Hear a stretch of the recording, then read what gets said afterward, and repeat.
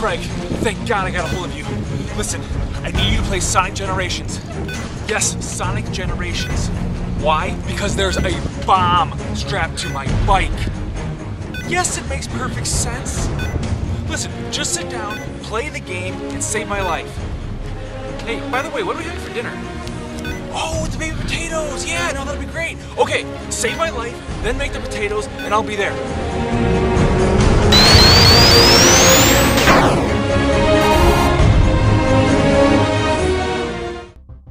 Hey, you! Who, me? Yeah, you! What you playing? Sonic Generations. You look like you're getting pretty tired. Yeah, it's a little past my bedtime. Well, how would you like to stay up all night and play this game? I would. I'd like to just stay up. Well, I have an answer to help you out. It's called the G-Series. G-Series? Yes, the G-Series. It'll help you stay up all night playing games. Awesome. Would you like to be a part of the G-Series? Yeah, I would. So you're telling me you want to be a part of the G-Series and stay up all night playing games? Yeah, if it lets me finish this game. Well then, here we go. G-Series coming soon. Right off the bat, I want to say that I had Sonic and Sonic 2 as a kid for my Sega Genesis, and I loved them both. I also had Sonic Adventure and Sonic Adventure 2 for my Dreamcast. I say all of that to preface that I'm not a big Sonic fan. Basically, he's not a bad guy, it's just if you slap his name on a title, it's not going to immediately entice me to go out and buy the game. I mean, I played Sonic Adventure and Sonic Adventure 2 and played a decent amount of it, and I would try and constantly beat my time trials and all the other trials during it, but it was mainly because I didn't have much else to play at the time. The storyline of the game starts at Sonic's surprise birthday party. While trying to enjoy his chili dog, a giant purplish blackish blob comes out of nowhere and attacks and rips the time continuum apart. You find out that Sonic from the Adventure days and Sonic from the Genesis days have been put together on the same time plane, and somehow only their speed can restore the universe right again. Now the world is completely white because you are in a time void. It created a cool atmosphere because there was no sound, but then it got really annoying. The voice acting would come through, but no other sound effects or music. There should at least have been something, like some sound effects. It was something very small, but it directed all of your attention at the voice acting. I also want it to be known that this was by far one of the worst scripts I've ever seen in a game, but it also sounded like the voice actors didn't care half of the time. Some of them were good, but most of them just didn't care. Combine that with the fact that there were no other noises during this part of the game, it really let you key on those bad elements.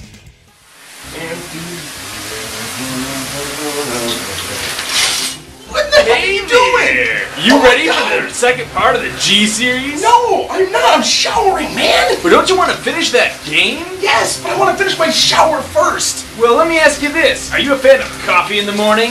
Yes, I drink coffee in the morning. What's nice that? warm cup of joe? Thank you. I appreciate it, but seriously, let me finish my shower before I drink my coffee. Well, don't worry. In the G-Series, you don't drink coffee. What? You wear it. No, that's it. G-Series coming soon. As soon as you take control of Sonic, you get a sense of how bad the controls are. They were extremely unresponsive. It seems like when you would hit a button, it would take a half to a full second before it would respond. I was playing on my Sony gaming monitor, and it plays fine with all my other 360 games, even the first-person shooters, but this one seemed really unresponsive. That's what made me believe it was the game and not the equipment. Awesome, now I've got a speed-based game on a game that's slow on the intake of the controls. This is how you properly start off a game to be sucky the whole way through. Maybe it was just because I haven't played a Sonic game in a while, but I was really annoyed at how simplistic the controls were at times. For example, the change rails, all you had to do was hit the control stick to the left or the right. I kept thinking that you would need to aim to the left or right and then hit A to jump. But no, it was just straight left or right. This allowed me to jump off the edge quite a few times, and it took Brian to figure it out. Then he had to tell me. Maybe I'm being a jerk, but the controls were too stripped down and it didn't play to logic. One other thing that annoyed me consistently was the fact that the lock-on system didn't allow me to choose the different targets after auto-selected for me. Really? I can't choose where I want to go? I want to make the shortest possible route, but no, it makes me jump way out of my way and attack the person that is 14 feet away from me instead of the one that's half a foot away from me. Awesome. I was originally going this way, but no, now I've got to stray off on this path because, oh, nope, can't choose my own path. That's just dumb. Ugh. The visuals for this game were really good. I quite enjoyed the presentation across the board. The colors were amazing, all the textures were amazing, and it just looked beautiful. One of the problems with the presentation that I did have was the winding aspect of the 2D levels. This could easily just be something I have a problem with, but I'm assuming it isn't. When a game that only plays on the 2D plane starts winding, I get a little lost. Let me explain. When playing Trials Evolution, you're stuck on the 2D plane, but the level will twist. When it does, I would try and align my bike so I'd land on a log and I wouldn't bail out. Oh, but no! Since I was twisting, I'm not going to land on that log, I'm going to land on that rail that has the opposite angle, and I end up face planting. This game has the same effect on me. When twisting and going into a cluster of objects lined up on one plane and only separated by their depth, I can't tell where I'm going to come out because there's no path marker. So I prepare to hit one object and then I hit another. That might be something that just affects me, but I assume that it affects a couple other people as well. For a game that's based on speed, there were one too many elements in platforming. It isn't something I'm necessarily mad about, but it didn't feel like a Sonic Adventure 2 with the amazing speed elements. It felt more like 30% amazing speed element and 70% of you jumping on an object, then waiting for the platform to move, where you could jump onto another object, and then waiting for that platform to move again. Another part is the glitches. I can't tell you how many times I would just fall through a level or get hit by an enemy when I had rings, and I would just die. No, I didn't lose the rings, I would just die. The best part is I streamed this game, and I had witnesses to it. I distinctly remember Mikey J telling me multiple times that I was breaking the game. It was frustrating when a game breaks your stride instead of your own ineptitude. Good morning! What? Welcome to the G-Series Phase 3. This time, we're gonna reenact the scene from Misery. Oh god, no. No, no, no, no, no, no, no. Pretty soon, I'll come back with a sledgehammer. No, no, no!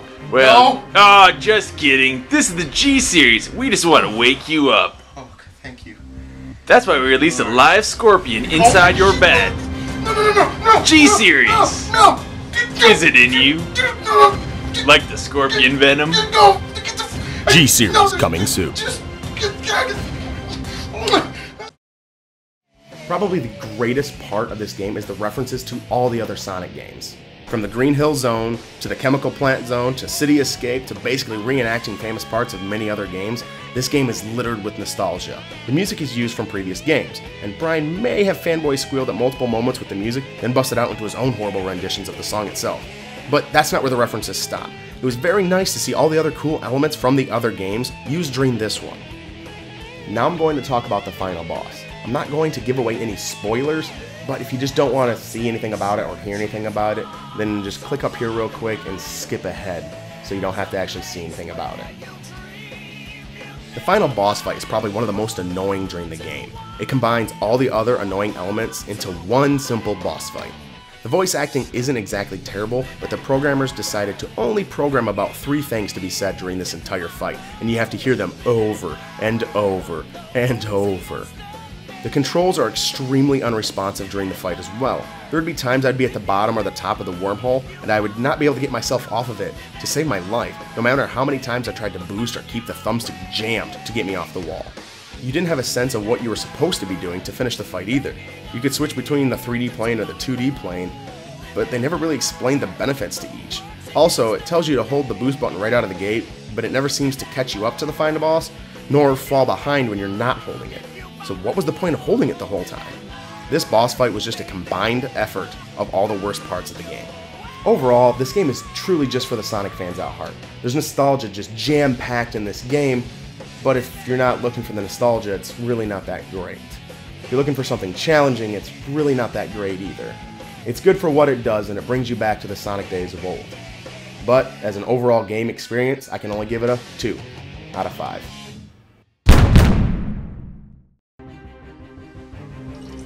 Good morning, G-Athlete.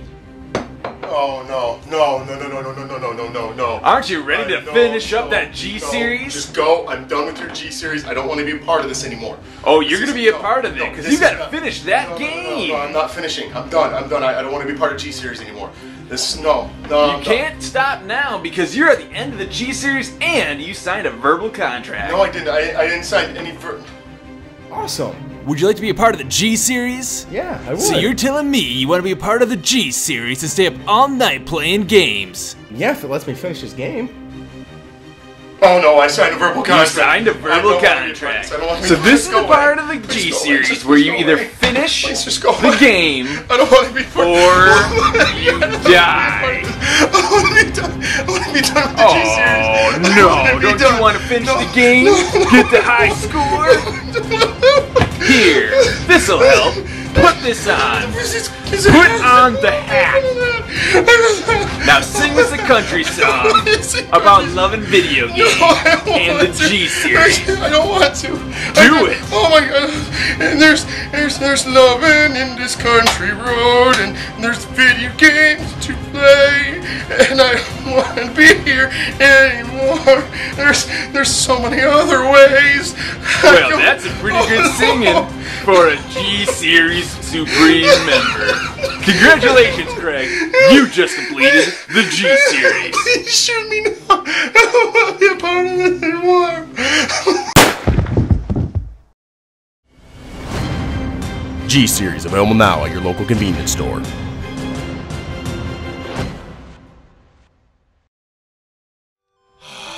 Thank you, Craig. I'm finally safe.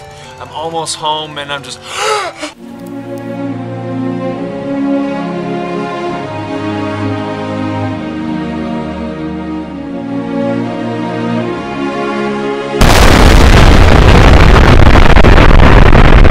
Our theme this week is speed.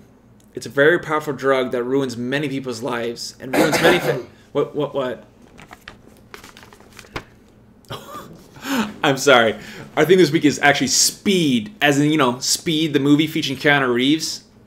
You know, the one that's not The Matrix. So, in other words, not as good one. Speed, the movie, is about a bus that drives 55 miles an hour all the time, or it explodes. Now, this sounds like a really cool concept, and normally I'm like all about that kind of stuff. Yeah, exploding buses, that sounds cool. Neo, that sounds cool too. Unfortunately, this movie falls short on so many accounts, it's not even funny. It's supposed to be a suspense movie, and I'm supposed to be like, oh my god, this bus could explode at any moment. In reality, I'm kind of hoping it does, so this movie will end faster. The story goes nowhere, the characters are bland and forgettable, and the only person I really care about is Stuart from Spin City. He's one of the actors on the buses. He's one of my favorites. Just watch the movie. You'll know who I'm talking about. The other movie I want to talk about today is Speed Racer. Now, Speed Racer was a movie based on the popular anime. You know, the one where they press the buttons in the car and it flies up and they do all the wacky races. It's a lot of fun to watch if you're 6 and high. That's about the only 2 times you're going to really like Speed Racer, the movie. It's just very, very fast and colorful and whips around a lot, and it seems like it could be a cool concept for a movie if they had a story to back it, but they don't.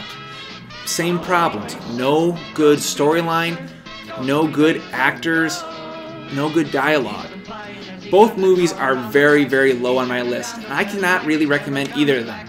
So for my choices this week, I chose 2 speed movies that you need to stay away from. I give each movie only 1 breen out of 5. Thank you for watching 11th Moon Weekly. Be sure to subscribe, like us both here and on Facebook, and follow us on Twitter. And for the comments, we want something a little special from you guys this week. We want you to tell us what your favorite game to speed run through is. Now, that doesn't mean necessarily timing yourself out and getting a better score every single time, but just actually blowing through at top speed.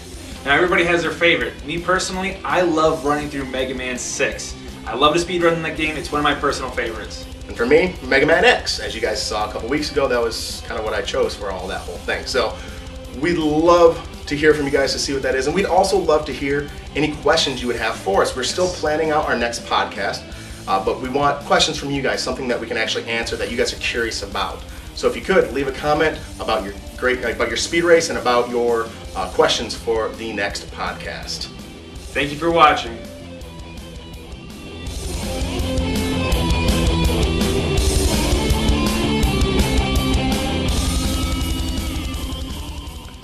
Right.